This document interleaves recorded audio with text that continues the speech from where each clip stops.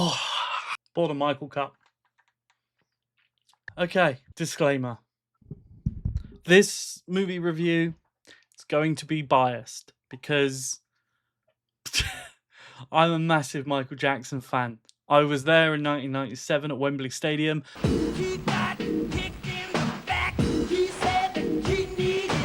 For the history tour, I had posters on my wall. I had all the vinyl. I had tapes, single tapes, the albums, then CDs, videos. You get the picture. I would go and watch MTV on Michael Jackson Day with a video cassette tape and record the entire day. Saw every little clip you could possibly imagine. I was obsessed. And this movie spoke to me, not only as a movie fan, but as a Michael Jackson fan. I have so many thoughts running through my head right now. So I just wanted to let you guys know that this is before you like click on the video and go, oh, he's just going to be like, he doesn't know what he's talking about. I have to approach this as a Michael Jackson fan. I can't approach this as a critic, because my critical brain, there are some things there that I'd love to talk about, which we are going to talk about. But to kind of explain my thought process and my rating for this video, I just have to be honest and say I'm a Michael Jackson fan. This movie was like made for me. And movies are subjective. We all know that. Movies are subjective. You like one thing and I like something completely different. It's never going to be the same opinion. It'd be boring if everyone's opinions were the same. I want to say that I appreciate what critics are saying, most of them.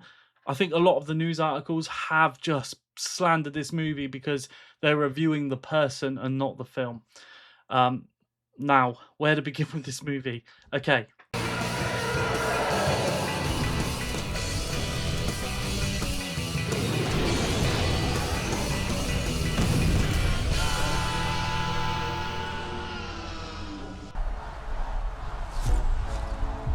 You're confident. You're strong.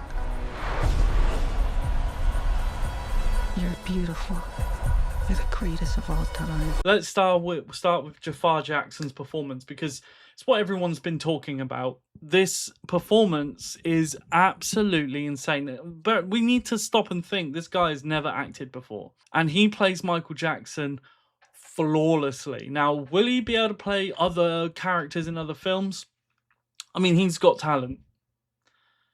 But he just embodies Michael Jackson, and him being his Michael Jackson's nephew, there's a lot of reasons why it worked. There's a lot of that kind of stuff in his blood, I guess. But oh my god, at one point I forgot that I wasn't watching Michael Jackson. I forgot that I was watching Jafar.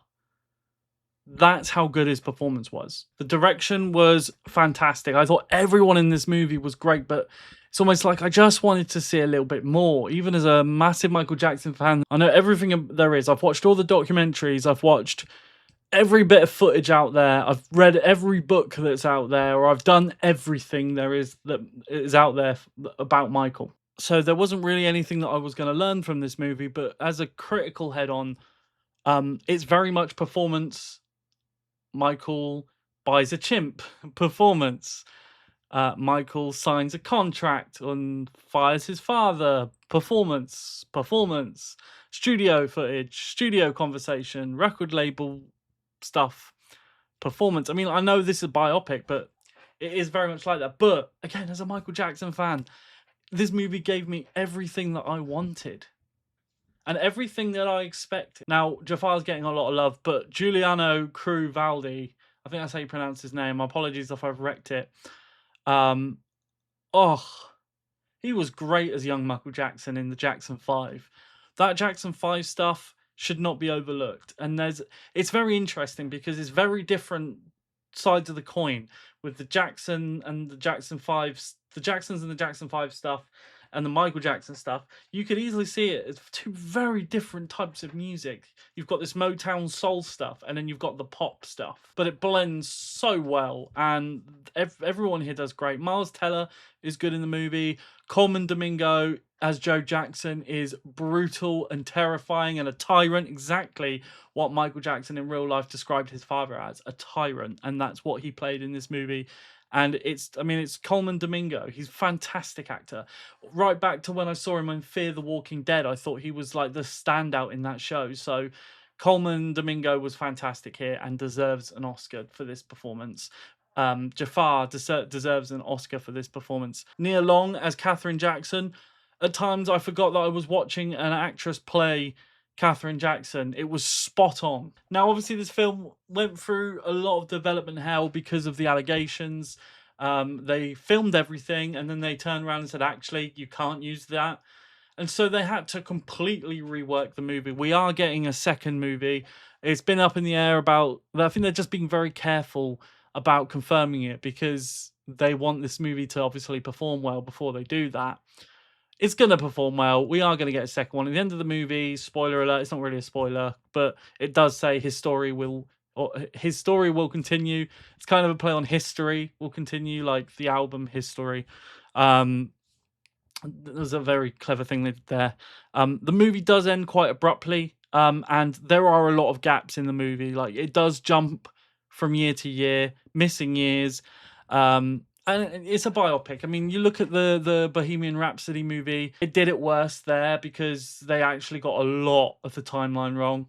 There are a few bits and pieces here and there here that are wrong, but it's an overlook because the film, everything from the costume to the sound design, guys. There's a moment in this movie where young Michael is singing Who's Loving You in the studio, and it's just his vocal track.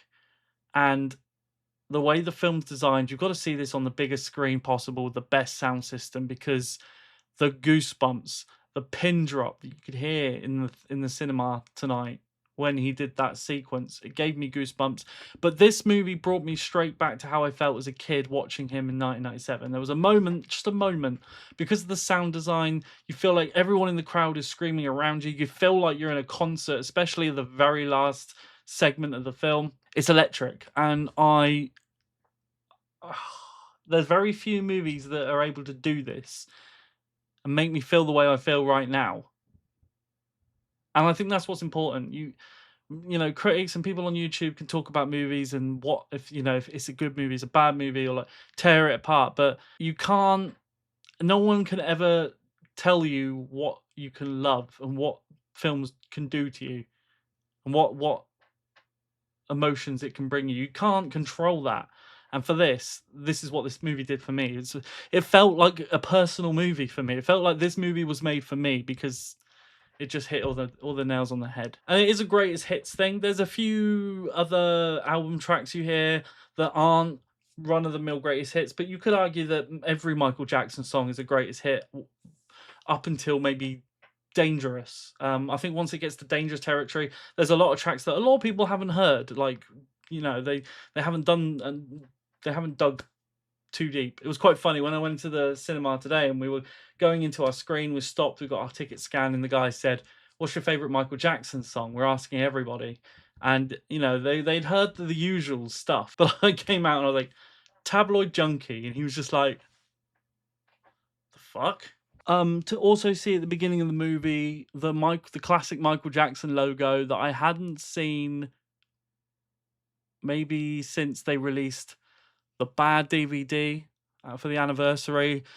Before then, it would have been Moonwalker. So that's the thing. The last movie, Michael Jackson movie, proper movie we got was Moonwalker, and that movie was a mess. So this is the movie that I wanted to see when I watched Moonwalker as a kid.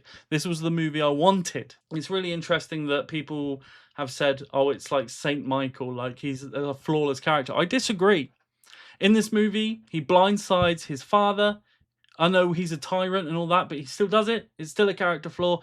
But he also blindsides his brothers when he announces that it's the last Victory Tour date. And that was it with them. They look at each other briefly and they're confused. He blindsided his brothers. Little things like that people just ignore. They brush over, but that's a huge deal for the other Jacksons. Also heard that people said that this movie doesn't have any story, but actually it is about Michael escaping the clutches of his tyrant father, his controlling father, who was telling him how to think, telling him what to do, telling him how it was. There's that scene where they do their first show as the Jackson 5. They come home, they're tired, and he says, "Right, pick up your instruments. We're rehearsing." And they're like, "No, we've got school tomorrow." "No, don't need that. We ain't got time for that. We're rehearsing." That's the story. That's the story that they tried to capture here.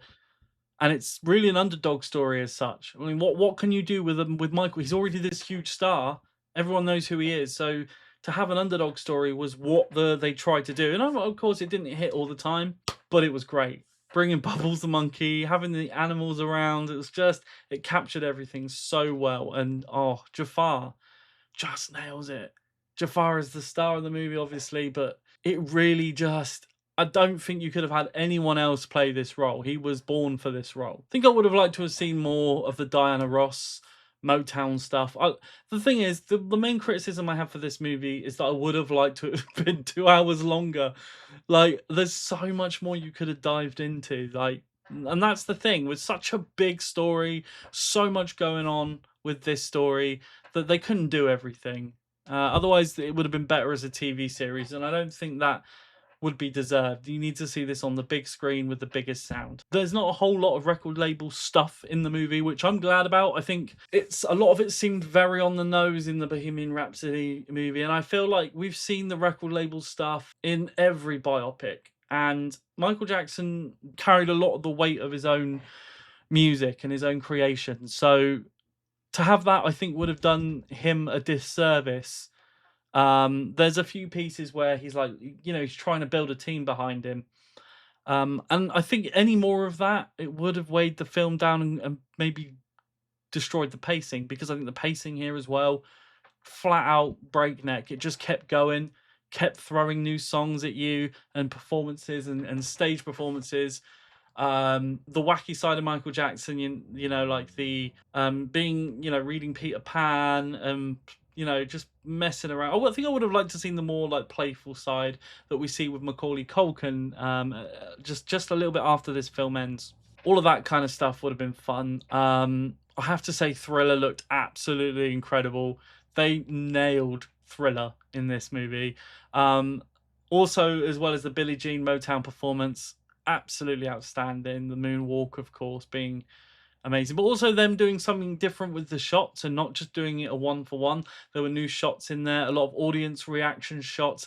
There was a cool thing with a young kid there that looked a little bit like young Michael Jackson, and him watching is almost like him watching himself. That's what it kind of felt like they were trying to do, and that was quite cool to see.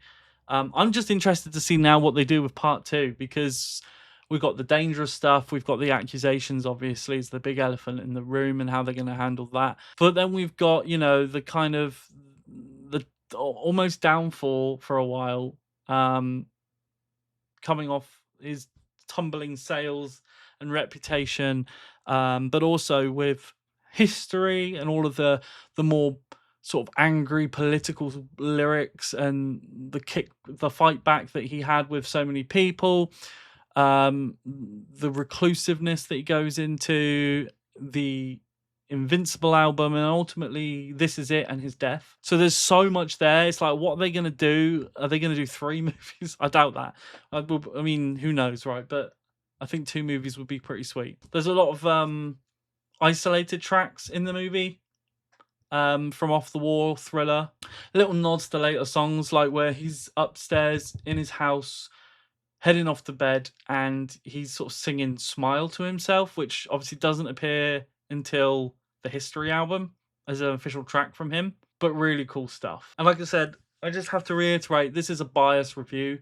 I'm going to give Michael 5 stars because I loved it, and I'm hoping that the second watch keeps that up for me, because at the moment this is going to be a favorite film for me, and I kind of expected it because I knew what I was going into. And I think as a Michael Jackson fan, you know what you're going in for, you're going to enjoy it. You've seen what they've put out already, and you can't get better than what we've got. And it's just great to have this movie so late on, and kind of reviving the interest around Michael Jackson is fun for me, and that's great. And I got a little Michael cup out of it too. It's good. I'm gonna go and see this again for sure, probably next week. And I'd recommend it if you are a music fan, if you are a Michael Jackson fan, if you're a Jackson 5 fan, go and see this movie.